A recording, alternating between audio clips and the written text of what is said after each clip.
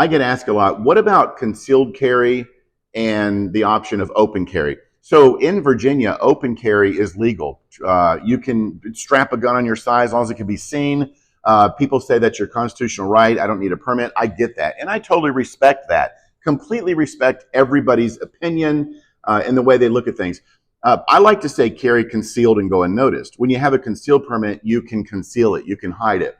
A couple of things that I like to think about with the concealed permit, or if you're carrying it concealed without a permit. Carry concealed and go unnoticed. Why would you want to give up a tactical advantage to the bad guy, to your adversary?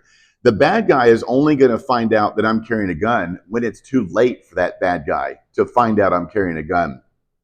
Look at it this way. Let's talk about the mafia. They don't ride around in hoopties, slammed down to the ground, dark, illegal tinted windows, blasting music. That brings attention to themselves. They blend in.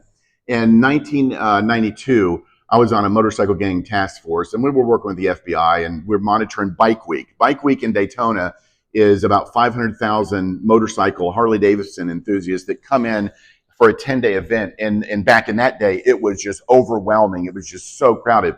And we had to monitor the biker gangs, their movements. Some are involved in illegal activities. Most, believe it or not, most are not. Most are decent people.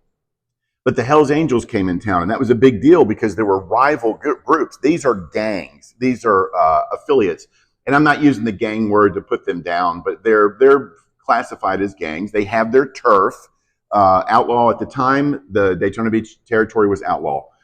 So the Hells Angels came in town, and it was a big deal. If the Hells Angels come in town, the Banditos, the Mongols, the Outlaws are going to clash. This is not going to be good. This won't be good for law enforcement. There's going to be problems. Well, the Hells Angels came in town completely unnoticed. They didn't wear their colors. They wore suits and ties. They dressed in business attire. They drove around in cars, and they were looking at everything. And then they left, and they put out a notice, we were here. They went unnoticed. Their adversaries didn't see that they were in town. So that's kind of what I always stuck in my mind about carry concealed and go unnoticed. Nobody needs to know you're carrying a firearm. Unless it's law enforcement and they specifically ask you, it's nobody's business that you own or carry a firearm. Carry concealed and go unnoticed. I have had a couple of attorney friends that told me that open carry is one step very close to getting a brandishing charge. So we have to think about that. Your certain movements, people seeing it. Do whatever you want. If you want to open carry all day long. But that's just my opinion. Everybody's got an opinion. Comment below and tell me what you think. If you open carry, tell me why. If you concealed carry, maybe you don't want to say why on social media, but you can private message me. I don't care. I respect everybody's position and their opinion, so go for it.